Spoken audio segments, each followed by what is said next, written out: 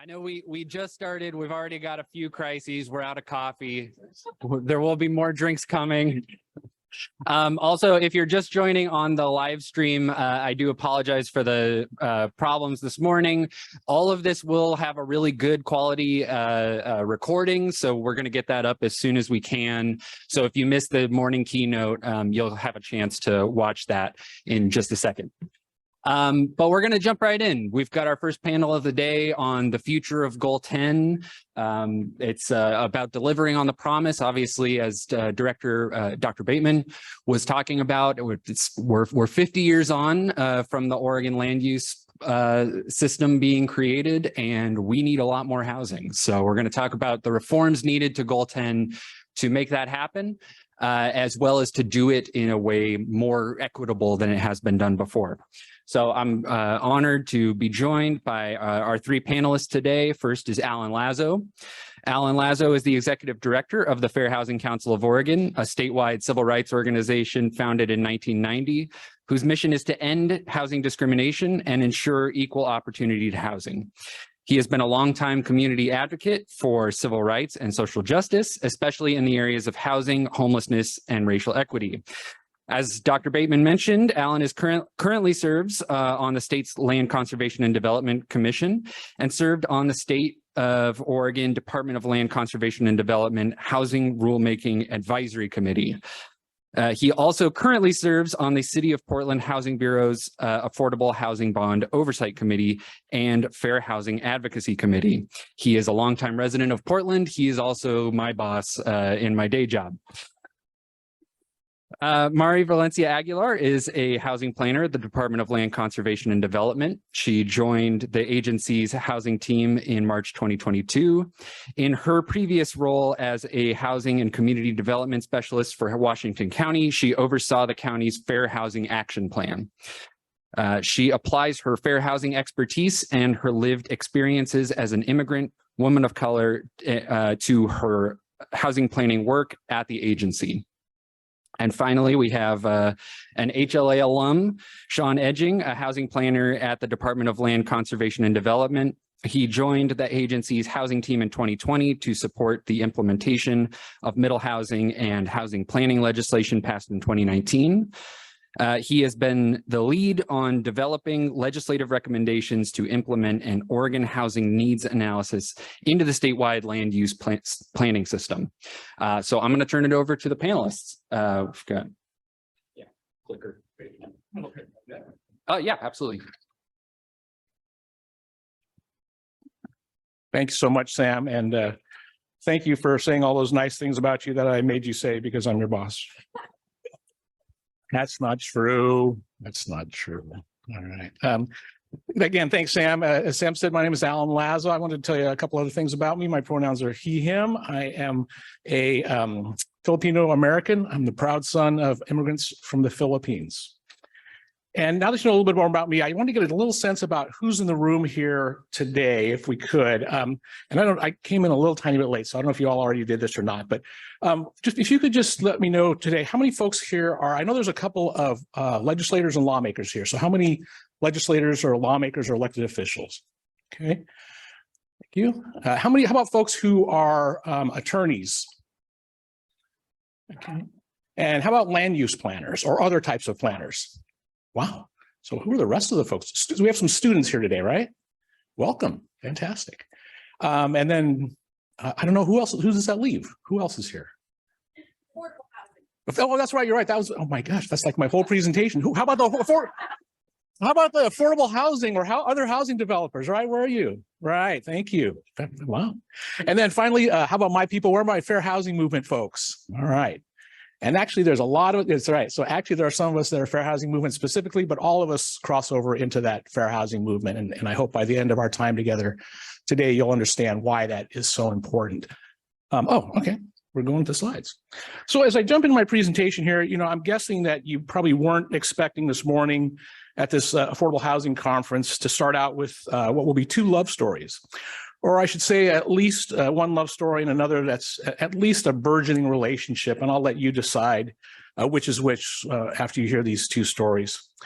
One of those stories, as you see on the screen here, is going to follow the relationship between this important section of the Federal Fair Housing Act, known as Affirmatively Furthering Fair Housing, or we'll call it AFFH this morning. This was part of the original Fair Housing Act in 1968. And we want to understand how we developed this relationship with Oregon's statewide land use planning goal 10, adopted in 1974. So this is a relationship that has been nearly 50 years in the making and culminates, well, right here today or down in Salem, we hope, this session. You know, I've been talking about this relationship between goal 10 and AFFH for several years now. I feel like this is like the fourth part of a series in HLA conferences. This is like the fourth time that I've spoken at HLA. In 2019, I spoke about the intersection between fair housing and affordable housing. We talked about, about how do we close the divide between specifically affordable housing and fair housing. At that time, there was a report that talked literally about how we bring those two things together. You could tell this is from 2019 because the graphic is so ugly, but it was really a list of the intersection between the work we do in affordable housing, that list on the left, and what it means to us in the fair housing movement, and that there's an intersection in the middle there that really probably is much bigger than what we see here. The work that we've been doing as an organization at the Fair Housing Council in partnership with the folks here at Housing Land Advocates over the last 6 years has been really around also reviewing and commenting on comprehensive plan amendments here in the state. You know, what we refer to as, for those that aren't in the business, post-acknowledgement plan amendments that come from cities that are making changes to their comp plans that is part of the Goal 10 process. And again, our role in that was really acknowledging the fair housing perspective in these important housing planning processes, but we still really hadn't quite developed this relationship or close connection between these two parties. As the work evolved over the last several years, I started out talking to, and if folks have heard me talk about this before, really referring to the fact that these two things were very divorced, right, from one another. But as we move forward, maybe so as not to jinx either of these relationships with that more negative connotation around divorce, let's talk about how we see AFFH and Goal 10 building a relationship together as we move forward. And as we do that, I'm reminded of my own relationship. You surprised me. About my own relationship story and how my relationship with my wife now of 23 years developed. And I'll also just note there that it is our 23rd anniversary this year. I was smart enough to get married in the year 2000 so that I could keep track of my anniversary. So all credit to me. So the Oregon Duck plays an important role in this because my wife and I were both students at the University of Oregon at about the same time, but we didn't meet there, and we really actually didn't know one another when we were there. We lived in dorms that were very near one another, and we traveled in many of the same circles, but we never met in Eugene. As you saw from this next photo, when you look at the photo of the two of us here, it's clear that we were destined to be together. After we both graduated and left U of O, I returned to the Portland area, did some jobs here and there in other places, and my wife left and went to New York City for several years. But we didn't meet and build that relationship together until she returned to Portland.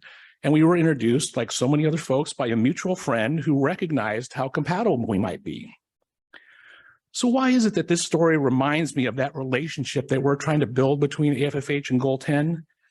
It's because that wonderful partner of mine and I really didn't find each other and build that connection all those years ago at the U of O. And we didn't really build a relationship until the timing was such that we both got to the same place and began making those connections that build a solid relationship, despite how fated we were to be together. So it really does take a moment in time and a connection to build a lasting relationship. Goal 10 and AFFH are like that relationship that we've been waiting for nearly 50 years to build and have now finally been introduced and brought together after being adjacent to one another so closely related over all these years.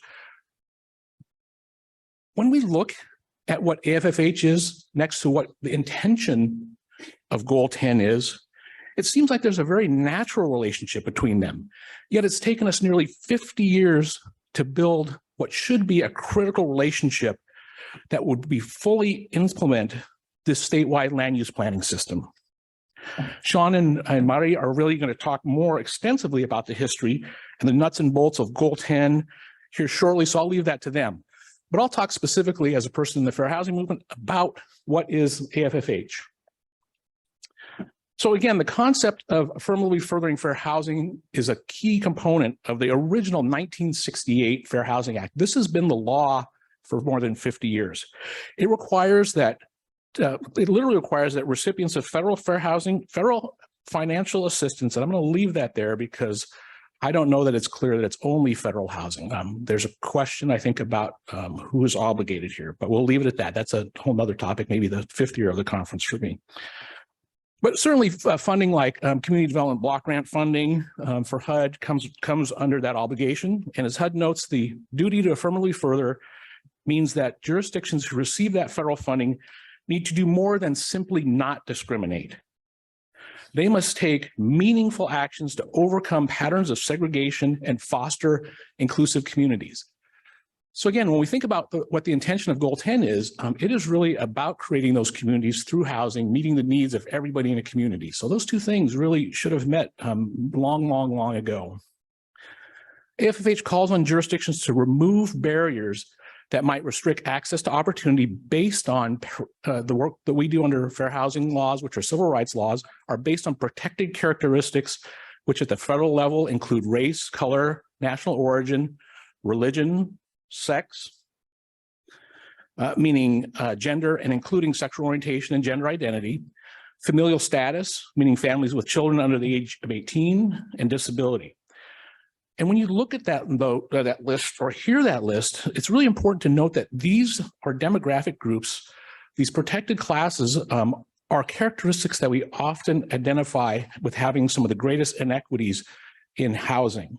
And these really is based in part on historical discrimination that's given rise to the need for fair housing laws we have today and fair housing protections, but also have inequities that are perpetuated today. That was like the second or third year of the series that I presented here on HLA, so I won't cover that again.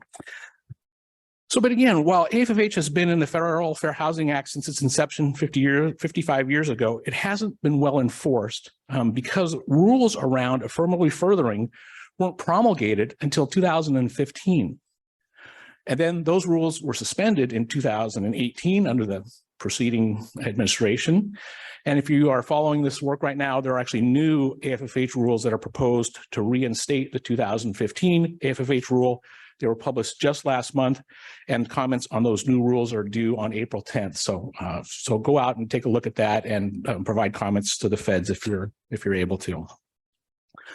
What it means for the rules of AFFH really prescribe processes for those jurisdictions that are obligated under AFFH and other entities that they have to undergo to assess the fair housing barriers in their communities.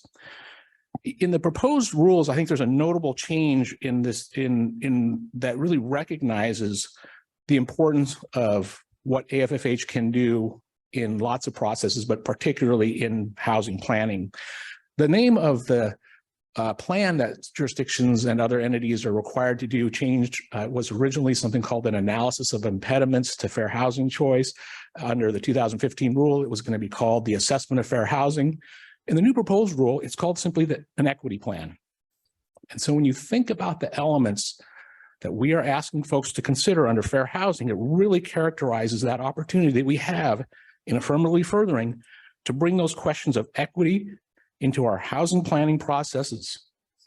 And we're going to hear more about how those connections have been made in the evolving Goal 10 process when Sean and Mari talk about that today. But at the federal level, these new equity plans ask jurisdictions to identify issues in housing in several areas, including demographics, segregation and integration, racially or ethnically concentrated areas of poverty, access to community assets, access to affordable housing opportunities, access to home ownership and economic opportunity, and other policies and practices that are impacting fair housing. So again, when you hear that list, and particularly for folks that work in land use or housing planning, Those are all factors that we've been talking about for a long time, right? So it's a little odd that these two things lived in dorms very near each other and have never really talked or been together. So again, we start to see, really the important intersections between AFFH and housing planning, and particularly when we talk about this, this sense about where the work that we do in affordable housing intersects with the work in fair housing. I think what we need to recognize from this further is that, I don't believe, as the title of our panel suggests, that we can fulfill the promise of Goal 10 as it was instituted 50 years ago until we build this relationship between Goal 10 and AFFH. It might be odd for us to think about, and I think this is what that Venn diagram would look like when we bring it together. And the words that are here are actually what are proceeding in the owner work, the work that Sean and Moderator are going to talk about here when we talk about having fair and equitable housing outcomes. And I think the nice part of the way this is evolving is we're not only talking about housing and housing production, but we are talking about fair and equitable housing outcomes. I think that conversation, that battle continues about how we balance those tensions. If this were a different room with a different set of folks, there are some that tip the scales towards this production piece. I think today I want to make sure we're tipping it toward the fair and equitable housing outcomes piece with some urgency from sound effects. But again, it may be a little odd for us to think about this, as a love story. But since we started talking about love stories today, I think it might be more appropriate for us really to think about and visualize our work together this way.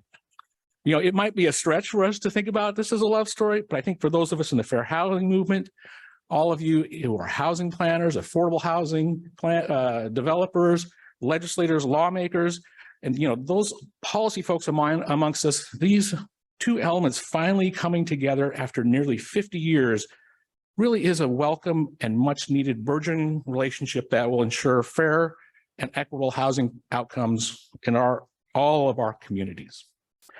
So to give us details of where we're headed with Goal 10, I'll now pass this over to the real heroes and sheroes of this love story, our practitioners from DLCD. Does that work?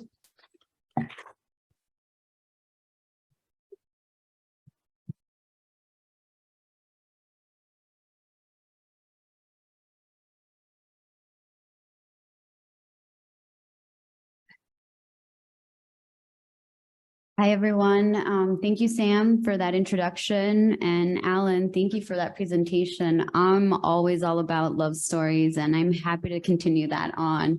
My presentation probably won't be as amazing and touching, but it will be in that same vein. So with that, I'm just going to get started.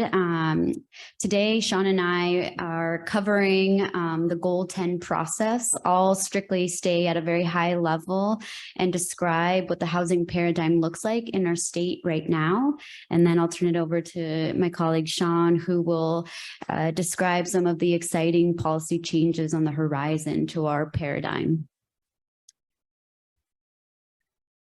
There we go.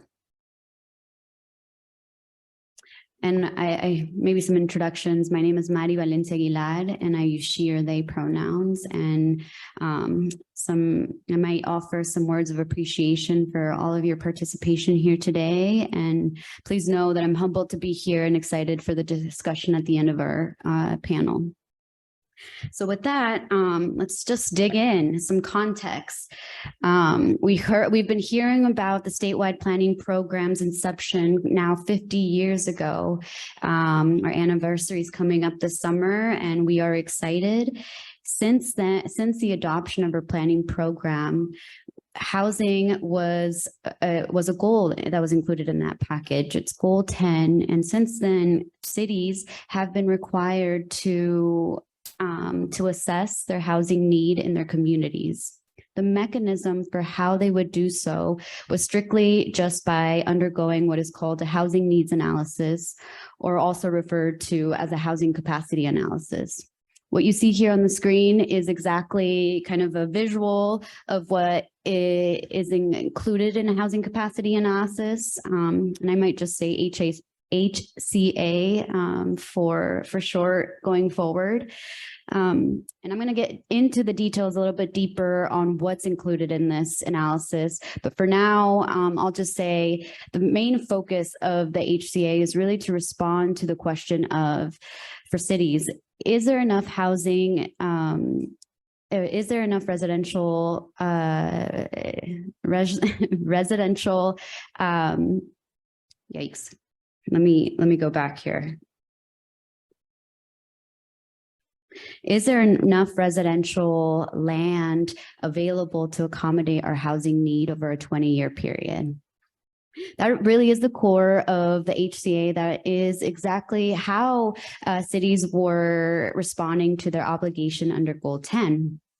Now, fast forward to 2019, just a few years back, the Oregon legislature passed House Bill 2003. This bill was a game changer. It was really to better support local governments, our communities, in meeting their housing need expectations under Goal 10.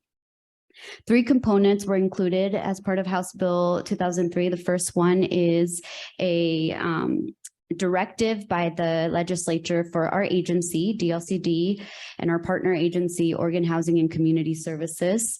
And we do have a colleague here from OHCS in the front there. And together, we were charged to develop a pilot methodology to evaluate and allocate housing need across the entire state.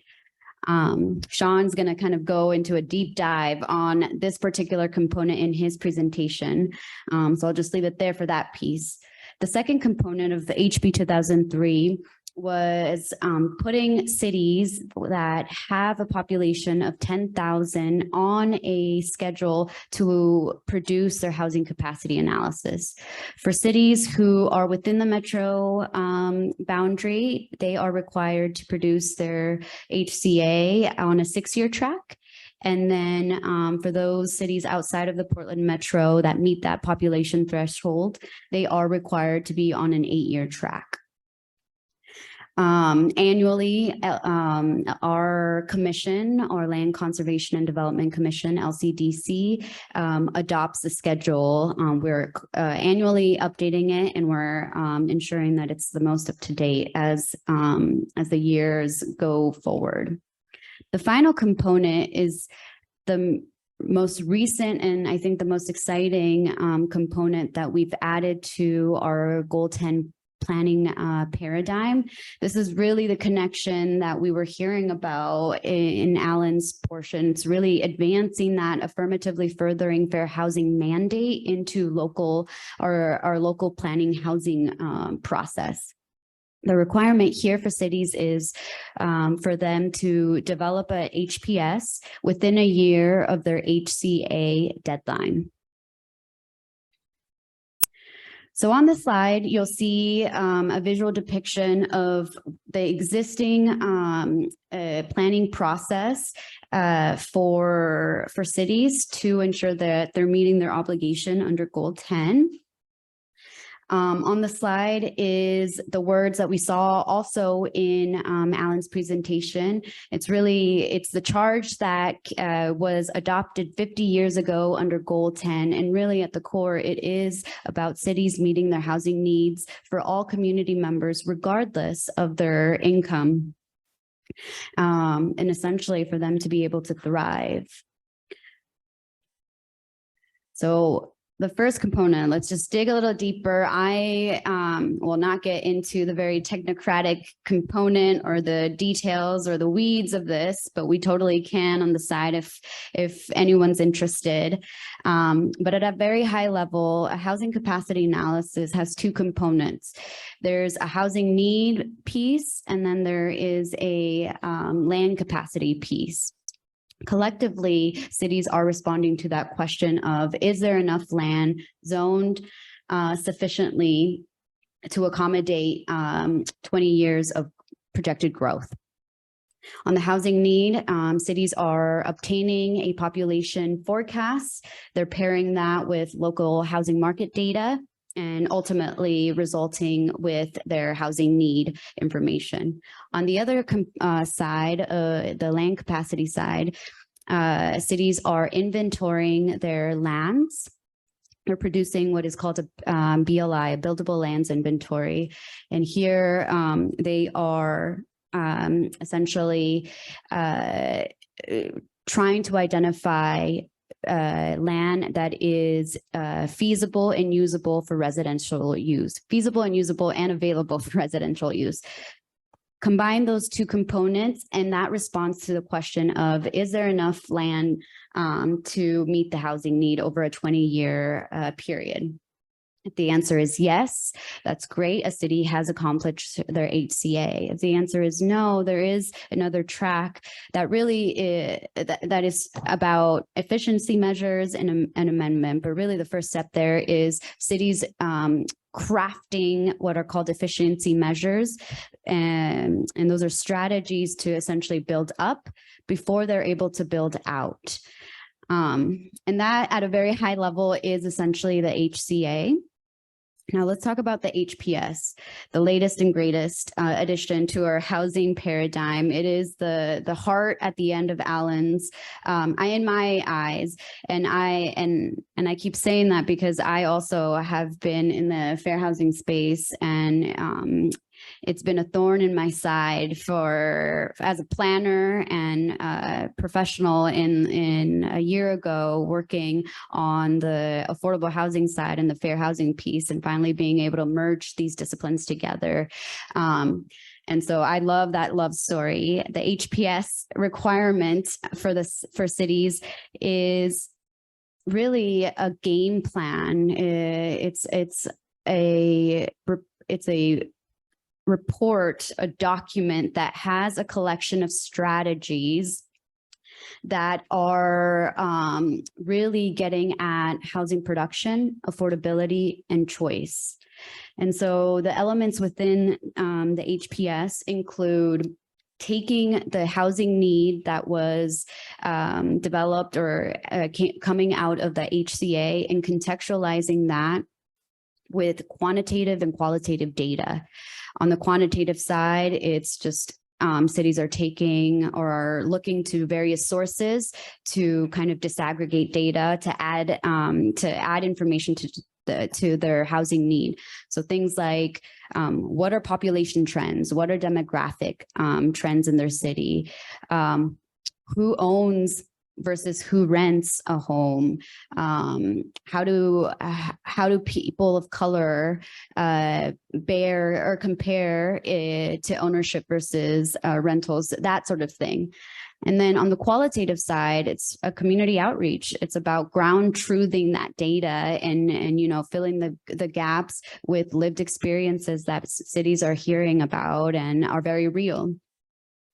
Collectively, all of that information then informs a city's set of strategies that they choose to include in their housing production strategy.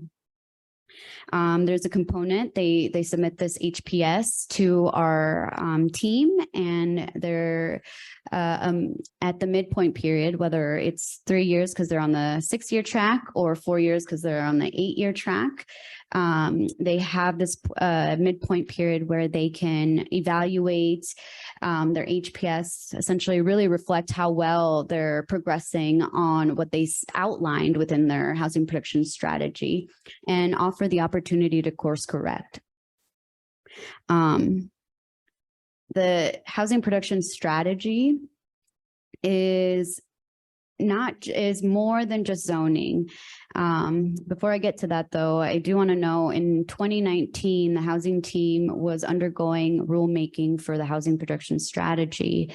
They crowdsource a list of an intensive and excellent list of HPS strategies and organize them into these bucket areas here that you see on the screen. The first one being zoning and code changes. So there's a list of strategies that cities can include or could defer to that would to update their zoning and code. But then there's also other categories that go beyond just zoning, and it's really getting at that intention of responding to not just production, it's affordability and choice, but with the selection of the other items. Here is a snap of just what the HPS menu of tools, actions, and policies looks like, just to give you kind of a reference. But I think the more important thing is the collection of strategies in totality that a city includes must achieve fair and equitable housing outcomes under the 6 factors that you see here listed on the screen: location and transportation, fair housing, housing choice, housing for people experiencing homelessness, affordable rental and home ownership, housing stability, and displacement. So really at the core, it's putting agencies in more of a driver's seat and putting them on the driver's seat on housing production, affordability, and choice, and giving them that space to be more intentional about how to respond to the question of affordability, housing production, and choice. That is the conclusion of just the planning process at a very high level. One thing I'll note before I hand it off to my colleague Sean is we have on our team have an exciting partnership right now.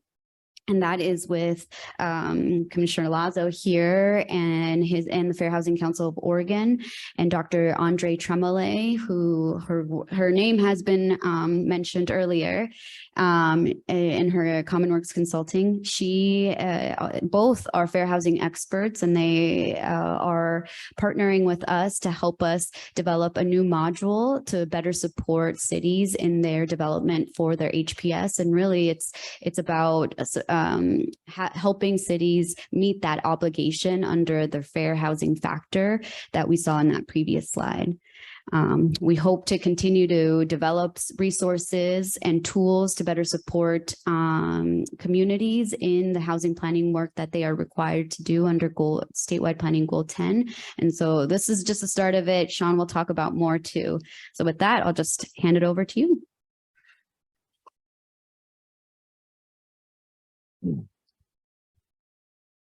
Awesome. Thank you, Madi. Oh, yeah. Okay, this is on. Hi, everybody. Good morning. My name is Sean Edging, he, him pronouns, housing planner at the Department of Land Conservation and Development.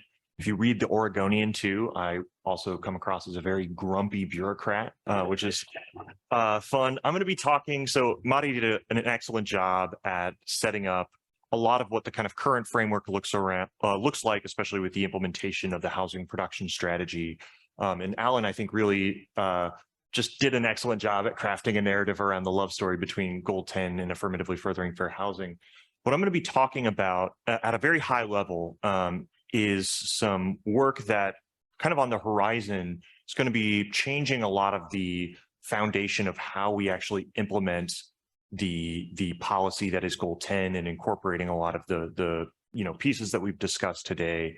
I know there are a lot of people in this room who are aware and are following closely a bill that is working its way through the legislature right now that encompasses a lot of these recommendations. I'm not going to be talking about a lot of the details on that. I apologize. We only have 20 minutes, but I will for those who really love details. I did develop a kind of sections by section summary of that bill describing things in plain language. I did that yesterday, so we'll be distributing that today. I'll share that with Sam Goldberg, and we can share that with folks in the conference today. Again, if you really love the details. So I'm going to talk about the Oregon Housing Needs Analysis. On the previous slide, we referred to this as the Regional Housing Needs Analysis. That was a term that was borrowed from California, but we're not California and we don't like California. So we decided to rename it to the Oregon Housing Needs Analysis, which better reflects its Oregon specific approach. I'm going to talk a little bit about the story of how we got here, because, when you read this provision in the original kind of founding bill, House Bill 2003, it came across as a very kind of technocratic exercise. It directed us, DLCD, to partner with Oregon Housing and Community Services to prototype and evaluate just a pilot methodology that estimates housing need for the state, divides state into regions. It estimates housing need, estimates underproduction, and has a prototype allocation to cities and counties within there. And if you were to look at the surface of this, it seems so technocratic, really focused on data and focused on measuring. But by the time we got to the end of the process, it became so clear that there were these foundational and systemic questions that it raised in the way that we implement Goal 10, and the way we've structured that implementation, that really warranted a broader policy conversation. So the legislature in 2021 kind of directed us, gave us some resources and said, all right, go facilitate conversations with people around the state, have conversations related to this, and come back to us with a series of legislative recommendations on the implementation of this analysis. And of course, in the short session when, politics happen, they added to that direction with actually a much more broad and comprehensive direction to say, all right, also come back to us incorporating a broader set of recommendations on what they called land supply issues, but really it means come back to us with recommendations on how we can better facilitate housing production, affordability, and choice too. And that includes building within urban growth boundaries, and that includes the UGB expansion process itself. So I'll start, just harken back to the, what both Allan and Madi have referenced with Goal 10. And I don't even have to talk about that kind of intrinsic connection between affirmatively furthering fair housing and Goal 10, because Allan did such a great job, but just articulating that the language that articulates the principles behind Goal 10 are really something that, set forth that we have, as a state and at the local government level, responsibilities to implement policies that promote, and I'll use this phrase a lot, housing production, affordability, and choice, right? That's kind of, if you really boil it down into 3 words, that's what it comes down to. I'm going to be leaning on that phrase a lot. And, as Madi kind of covered, there we have that historic document, the housing capacity analysis, that really has only focused on the, amount and zone capacity of lands. And then, of course, we also have added to this in 2019 with the housing production strategy that also adds to that the tools, actions, and policies that a city adopts or plans to adopt to promote production, affordability, and choice. And in that implementation of Goal 10, it became clear to us that there were just a lot of pretty substantial systemic shortcomings that were really reinforcing, underproduction, reinforcing patterns of exclusion and disparities between communities, and really raised a lot of broader policy questions. I think the first one that was just kind of most evident when we came out of the analysis is that the numbers were way higher than what we were planning for. This is a consequence of the fact that at the kind of local government level, we were never really able to plan for a variety of needs that very much exist, but are just difficult to measure. Things like how many housing units should be on the ground today, but aren't. That was something that local governments never really were able to calculate or measure. But also things like housing for people experiencing homelessness, the effect of second-hand vacation homes because they take units off the market, that type of thing. And, just when you look at this consequentially and look at, the local implementation of Goal 10, we were essentially always missing a lot of housing production that needs to be here even today, especially for subsidized affordable housing or just affordable housing generally, that was not captured in analyses. So we were always planning for this underproduction that happened. Similarly, when we look at the historic implementation of Goal 10, it focused on, well, how much land do you have within your urban growth boundary? And if you don't have enough, you need to do something about it. Either, adopt these efficiency measures or expand your urban growth boundary. But that only focuses on one dimension, an important dimension, but just one of housing production, which is just, do you have land? But there's all of these factors that go into whether or not land is actually available and ready for development, right? You have to annex lands. You have to make sure that they're served with public facilities. You have to make sure that they're entitled. You have to make sure that there's all these different factors that go into whether land is going to develop or not, develop or redevelop, that were never really considered historically. And of course, the housing production strategy starts to address this, but again, there's still some gaps in that implementation. And then finally, maybe to harken back to affirmatively furthering fair housing, one of the things that we found pretty consistently in all of the analysis that we did is that we have all of these patterns of exclusion that we see throughout the state, right? When we look at housing outcomes by all of these different kind of demographic factors, many of which are protected classes, we can see that there are just consistently disparate housing outcomes between, say, like people with disabilities or communities of color, people over the age of 65, people, who speak English as a second language. They consistently have worse housing outcomes based on the data that we have. And we also see that, not only do we see patterns of kind of racial and economic segregation between communities, we see a pretty direct connection with the policies that we adopt and those outcomes. So just really noting that our policies really reinforce rather than affirmatively address these patterns of exclusion and segregation. I'll just talk about this really quickly. On the left, this is part of the prototype analysis that shows those disparate outcomes in terms of just cost burdening. That's just one dimension between different demographic groups. But on the right, this is an analysis that we were able to do in the metro region because we have data on zone capacity for census tracts. And what you see, this requires a little bit of explanation. On the left part of this axis is the zone capacity of a census tract. This is pre-House Bill 2001, so just keep that in mind. And then on the bottom here, the relative proportion of whiteness. So it's the white location quotient. So it's kind of a proxy for racial segregation.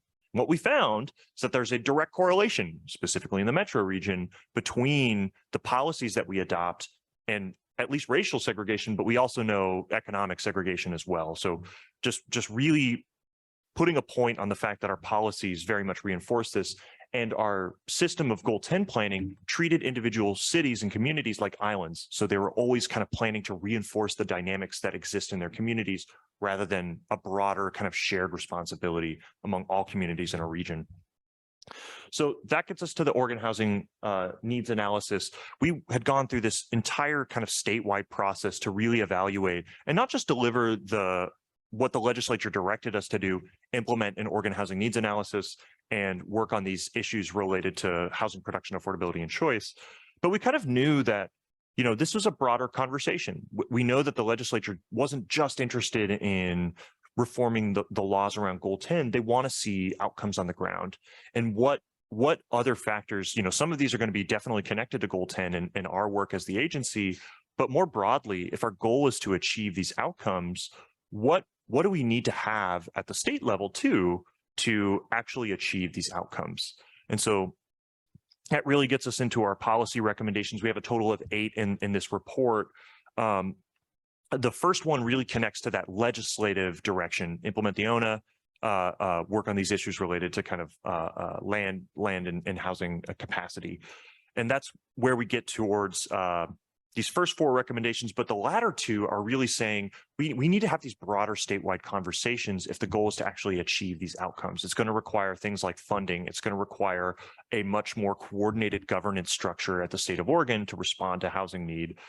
And, you might have noticed that there has recently been a bill that was introduced that starts to address some of these pieces, specifically on the local implementation of Goal 10, and it encompasses some of these recommendations. I'll talk about these briefly, and I'll talk about a little bit how they interface with Goal 10. Again, I'm not going to get into the details, but if we look at recommendation 1, there's really kind of 4 major recommendations that are kind of incorporated into this bill. The first one is actually establish this program by which we estimate housing need at the statewide level, encompass all of those things that we have been historically not really counting, and have an allocation process to cities that they really use as the basis for their housing planning. So that's the first recommendation. That's, the core of the organ housing needs analysis. The second one seems very obvious, but is not something we do, which is to articulate goals and track outcomes over time.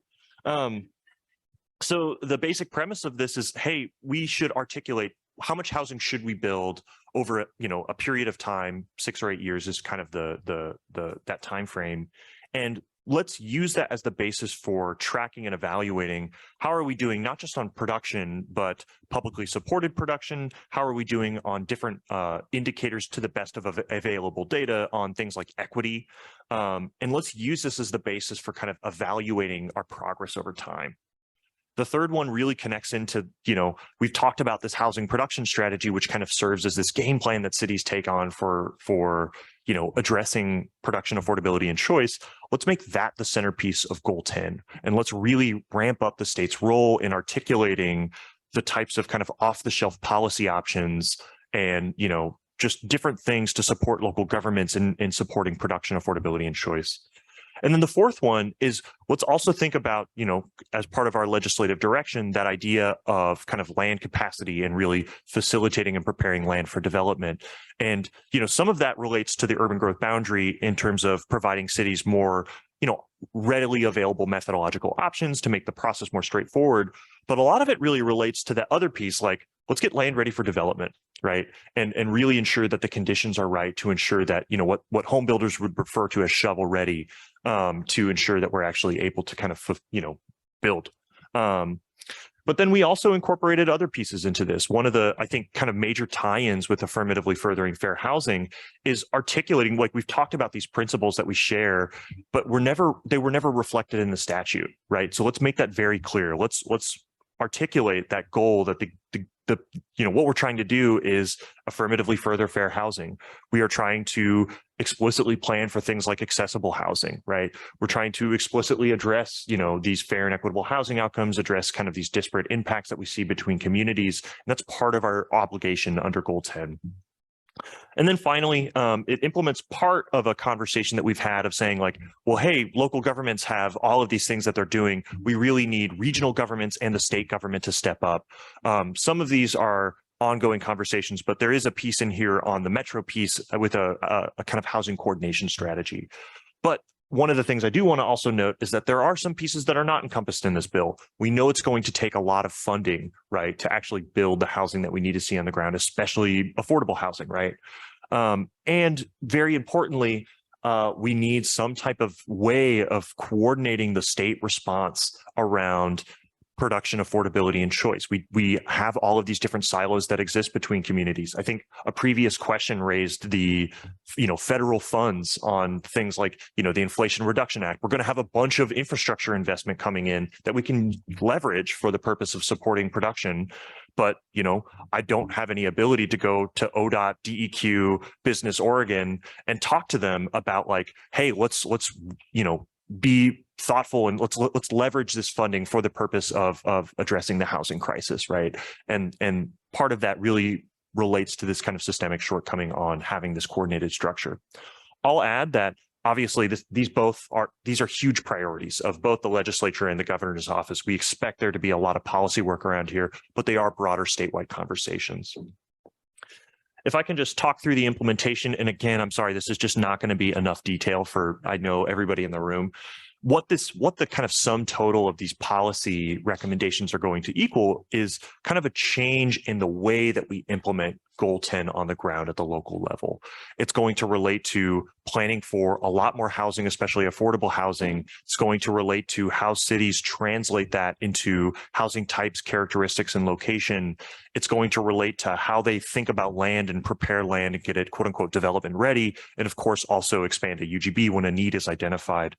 But then they also connect into the housing production strategy, really articulating all of these kind of off-the-shelf policy options that support production, affordability, and choice, and affirmatively further fair housing.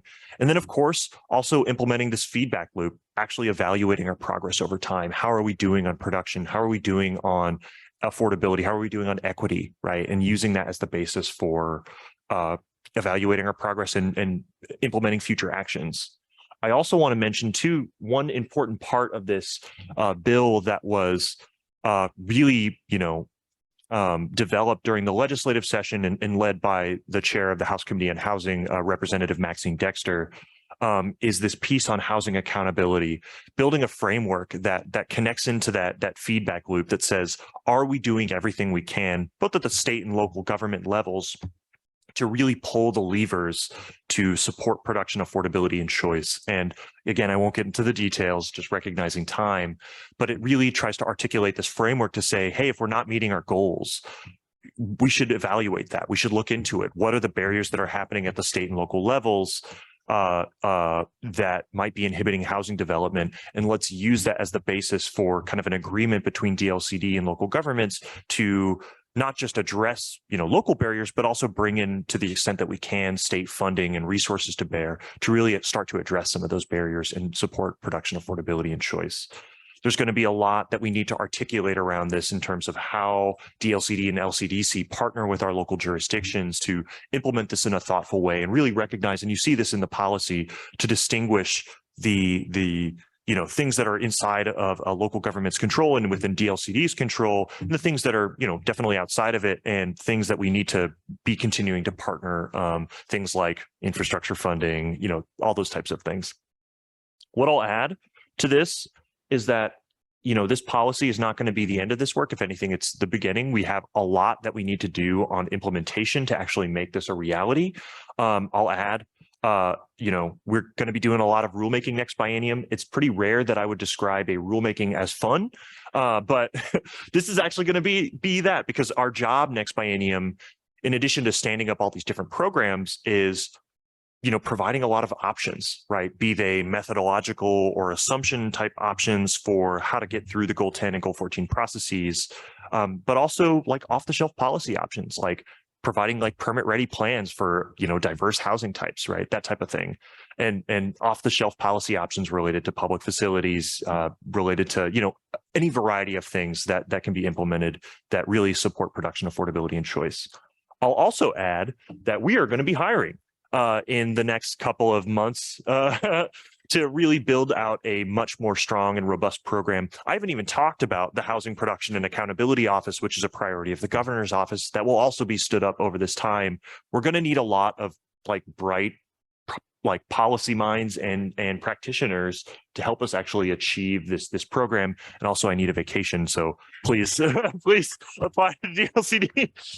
And I know there's also a lot of attorneys in this room too. Part of that is going to be, DOJ is going to have a role in this as well too. So, please consider joining our team.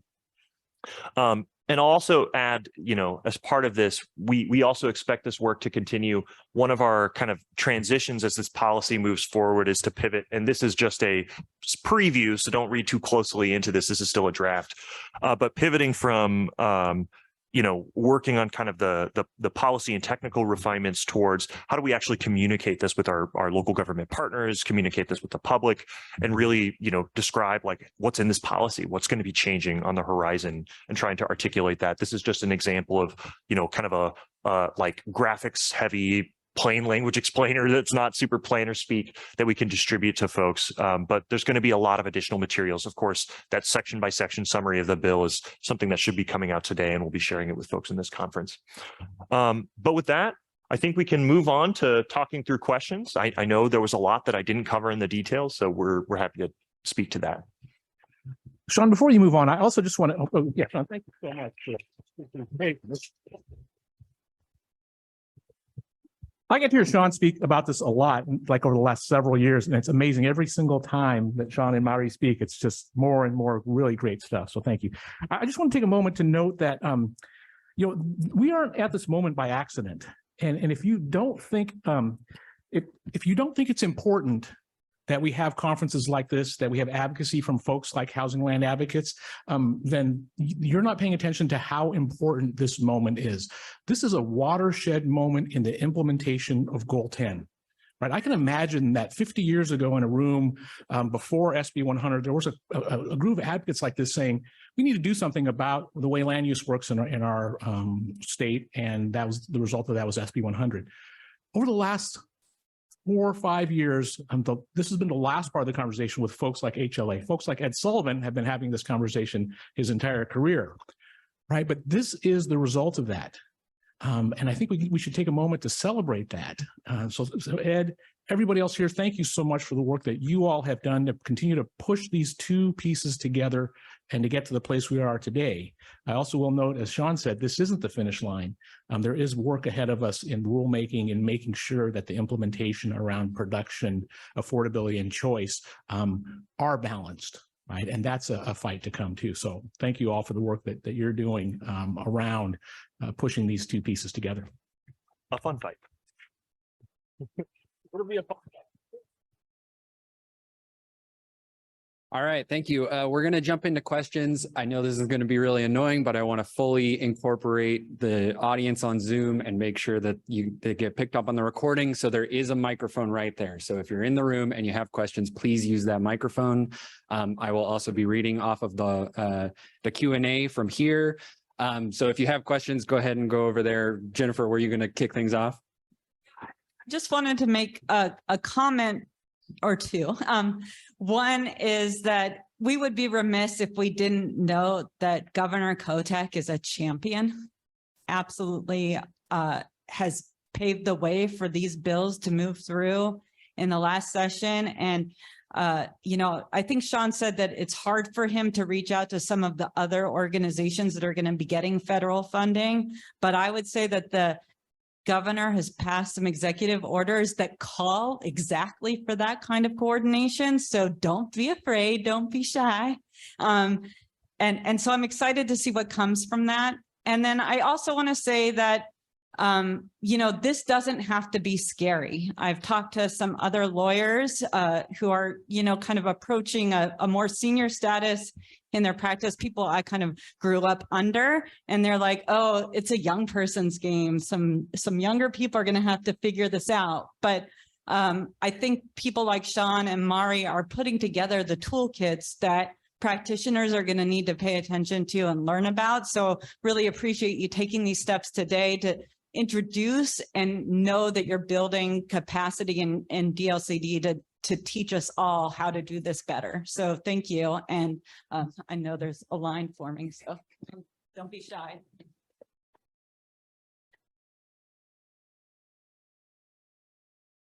Hello, my name is Shane. My pronouns she, they. I represent, as a board member, Portland Neighbors Welcome, a grassroots housing advocacy and renters coalition. I'm curious, when it came to AFFH, you were stating that sex was a part of the protected classes, which includes gender identity and things like that. I would like to add my sense of urgency as a trans feminine person who's been transitioning for 4 years, and I've always taken for granted the acceptance and variety of sexual diversity that's within our region, specifically in the Northwest on the west side of the mountains. Not that there aren't rural queers around. The reason that I bring up that sense of urgency is that right now there are over 30 states in this union that are criminalizing people like me. When they say, oh, it's just against drag queens, there's language in Tennessee, Alabama, and Mississippi that specifically states if you present as a gender not conducive to your biological sex, that you are essentially committing a misdemeanor and you can be arrested for felony. So me walking now, being honest about who I am as a person, and all the people that are moving to this region who are trans or queer or gender diverse, I feel the sense of urgency on a federal level, but also on a personal level, because for the last 10 years, I've lived in this region for 34 years. The last 10 years, I have been displaced again and again and again and again. I've lived in 7 different homes in the last 2.5 years, and I have witnessed the most high opportunity neighborhoods that have a lot of great drag shows and a lot of people who say, yes, queen, but at the end of the day, they don't say yes, housing. They don't. And I just wonder, it's a 2-part question. How can there be more codified language within our ONA or any aspect of our legislative practice that does include queer, gender diverse, and trans people? Because when I saw on the PowerPoint, POC, people with disabilities, there's all different metrics that I see categorized and recorded, but I have never seen an agency ask, are you a part of the LGBTQI community? And do you feel safe with your housing? And do you also feel economic opportunity? Because I'm related to that. We trend a lot for poverty. Trans feminine women on average experience poverty at a rate 3 to 4 times higher than our cis counterparts. And so in terms of working my anger and resentment and turning into action, turning into stability for me, a good paying job for me in this industry. I know that's a lot of talk and I apologize for that. It's just, I feel such a severe sense of urgency of housing the rainbow, because over the next 5 to 10 years, we should be expecting more, especially 60% of homeless youth are queer. When queer people are 1 out of 10 in the population, yet we trend 60% for youth homelessness. That horrifies me and it makes me deeply sad. And I just want to impress the urgency and ask, is there any way that we can codify this language and be more mindful about collecting this kind of data? Because I really think Oregon has been pushing the envelope in terms of transgender healthcare and everything else. But if we don't codify and share the language and include community members who are in the working class queer communities, I just don't think we're going to make progress on that. And we wouldn't be fully meeting goal 10. So I thank you for your time.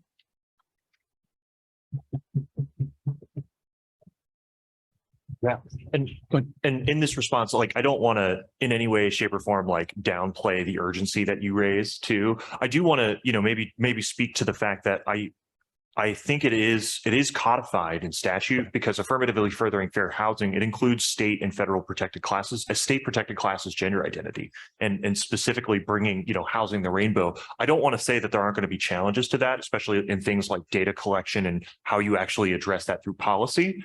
But it is a part of the you know, it is part of the codification. But no, just definitely want to emphasize like it's going to be a huge challenge, right? I mean, I think a lot of this, we've definitely heard a lot, even on the accessibility front too, with, you know, people with disabilities having a need for a much greater diversity of housing options for them that don't currently exist, and has never really been a part of the framework or statute to start to address that. I don't want to frame this as like the perfect policy, but it is definitely a step in the right direction for actually articulating that this is a value that we have a responsibility for. So. And Allan, if you want to add to that, please. Yeah, I think the one thing I'd add, thank you, Sean and Shay, is exactly that. I do agree that I think it is codified there. What the piece that's missing is exactly how do we identify what the issues are, and how do we get to the data that allows us to bring forward policy solutions. And I think that's actually true across many of the protected classes, and partly because the Fair Housing Act protects some identity around having to reveal those identities, right? So we all sometimes can't gather that data that we need, and so we need to understand how to balance policy with those decisions with that what's in the law, and so like that's true for all protected classes. So that, I think, is the work for advocates, is to really bring forward what works for communities as far as methodology, and getting to policymakers to understand that this is the data that you just pointed out. May I also add just something quickly to one, just offer words of celebration and appreciation for your bravery, and just, you know,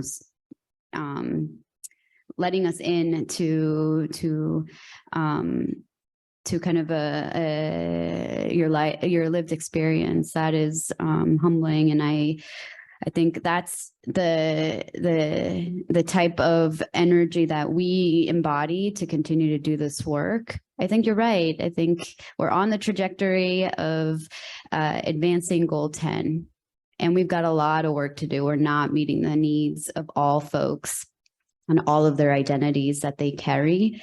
I will say on the federal side, on the AFFH, just because I do have experience through the analysis of impediments, the body of work that happened prior to 2015, which would have been the assessment of fair housing, and then potentially at the end of the year could be the equity plan that Allan referred to. There is a significant, at that time, there was a significant requirement for engagement.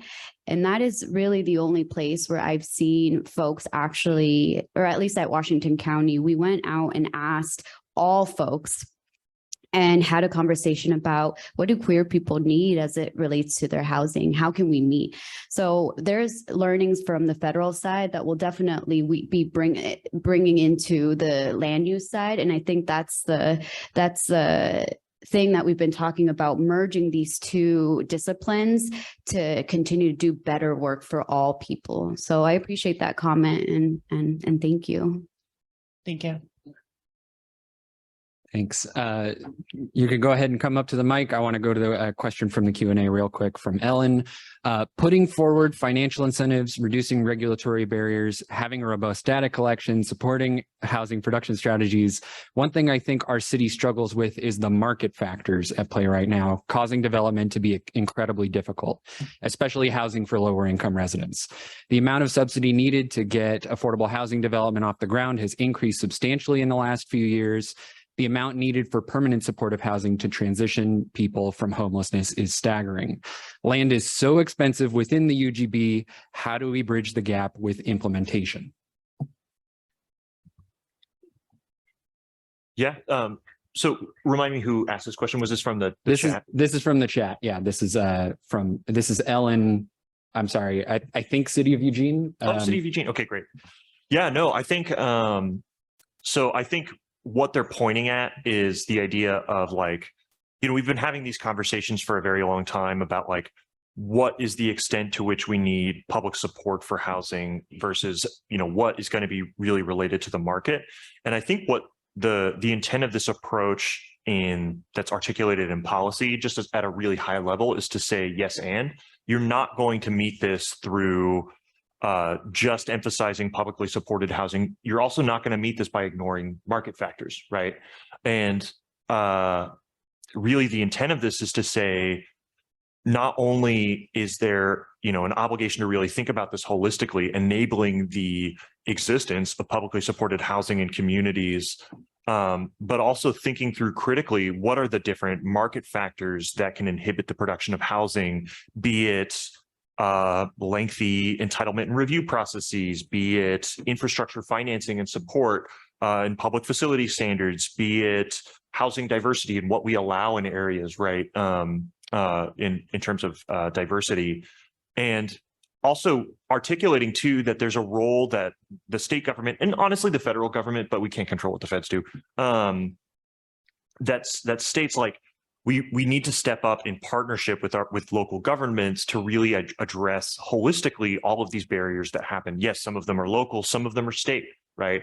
And really articulating like we need to align those resources and policy initiatives in a way that supports production, affordability, and choice. It really has to be an all-in approach. And again, I don't want to say that this policy is perfect, but it is a step in the right towards that, if that makes sense. Thanks. Go ahead. Great. Thank you, everybody. Thank you, panelists, Mari, Sean, Allan. I first want to start by acknowledging where we're at today in the Native American Student Center of PSU. There are some really beautiful flags around us and some really beautiful art, and I'm really honored to be in this space today. Celestina Teva, she pronouns. And I'm a little bit worried about diluting the word equity in this work. And I want to ask you all what you think about the phrase fair and equitable outcomes and what those outcomes actually are, and if we are actually prepared to shoot for equitable outcomes. Because in my experience and my understanding, is most of what we have to shoot for right now in terms of the policy frameworks that we're working with is equality. And equity isn't equality. And so I want to ask us what we mean when we say fair and equitable housing.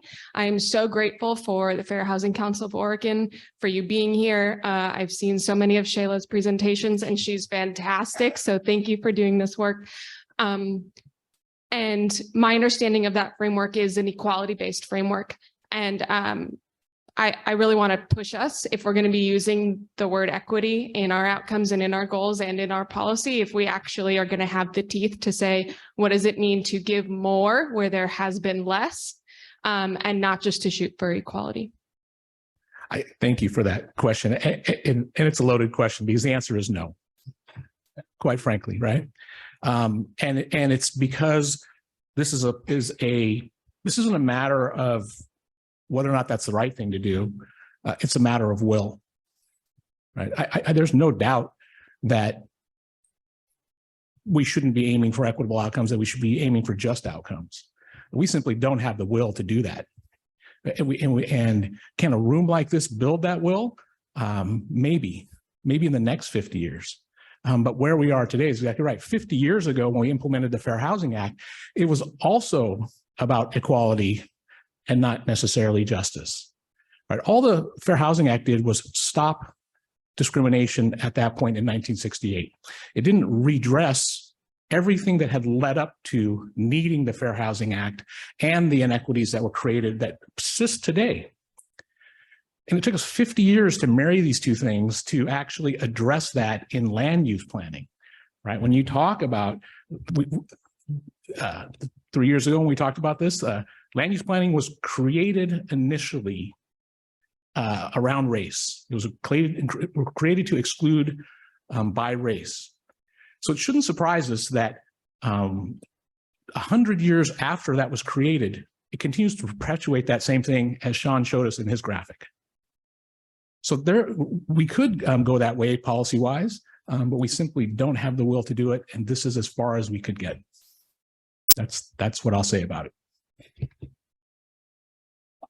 Yeah, I mean, I think there's, I'll add to, I definitely take in this work kind of an implementation philosophy, the idea that as a practitioner, there's a lot that we can do to improve where we are today and build a better tomorrow. It depends on the details. It depends on a lot of the things that we do. I don't want to frame this as being a perfect policy, and I don't want to frame this as being the answer for forever. I think there's also some broader kind of critiques of how we organize our society, and that aren't really a part of this policy, right? Like, I think it raises a lot of questions about the way that we organize American society that I don't know that we're ready to grapple with. But that's a policy position, and I'm a state agency employee. So. I think there's also a lot of work to say, Sean has framed this as production, affordability, and choice. Those are three very difficult things to balance. I'd also suggest that they're not mutually exclusive, but that is a big conversation. That the charge really that I'm asking is to use that word when we mean it, and maybe to be a little bit more discerning about when we're using it. Thank you. All right, we're already well over time. But I'm going to use moderator's prerogative and we'll do one more question. Sorry. Mark Gamba, he, him, former mayor of Milwaukee, current House District 41 representative on housing and homelessness. Great presentation. Thanks. Sean, Dr. Bateman earlier spoke, and by the way, you guys should know how hard Sean has worked on this for the last 6 months.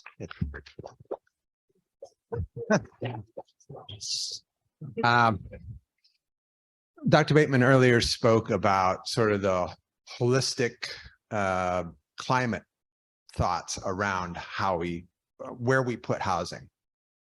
So kind of the 20-minute neighborhood concept, although she didn't use that term. Do you feel like in the legislation that we've just passed, that is called out clearly enough, or is that something we're going to have to do in rulemaking or in a follow-up bill? Yeah, if I can add, I think there's a complicated answer to this, but I won't do that. I'll just say pretty simply, like, climate policy is housing policy. The prescription that we need to do for both, and that's expressed in this policy, it's also expressed in CFEC, is that we need to build a lot more housing in places where people can walk and or walk, bike, or take transit and not have to rely on a car, and just enabling that existence. The CFEC rules do that by essentially enabling the existence of walkable mixed-use neighborhoods. I think what we try to articulate in the policy is like, that is an example of a policy, and it's a lot of work to do, but that increases production, affordability, and choice. And really, I think the framing behind the ONA policy too is to say, that's part of the prescription there. We need to build a lot of housing in places where people don't have to rely on a car, they have meaningful choices in how they get around. And that's tied to a lot of things. That's tied to accessibility, because, oftentimes people with disabilities can't drive. That's tied to, I think there was even pieces on like, nature within cities that's, connected to the fact that we use our right-of-ways and pave a lot of them for car infrastructure, and also adds cost to housing because we have to build these very expensive road networks that cost millions of dollars to maintain in the long term. But, that's neither here nor there. But all of these different policies that we have in place that not only make it more difficult to address the climate crisis, but also make housing more unaffordable and provide and limit people's choices. So I think they are very much intertwined and connected. I don't actually think they're at odds with each other. But I think to the extent that we can articulate that those two are mutually compatible and even in some ways they need to be, concepts that are pitched together is important. All right, thank you. We're going to wrap this up and jump over to the next panel. So stick around for that. Before I go, another bill called House Bill 2001. What is going on? Come on, who do I complain to about that? All right, thank you.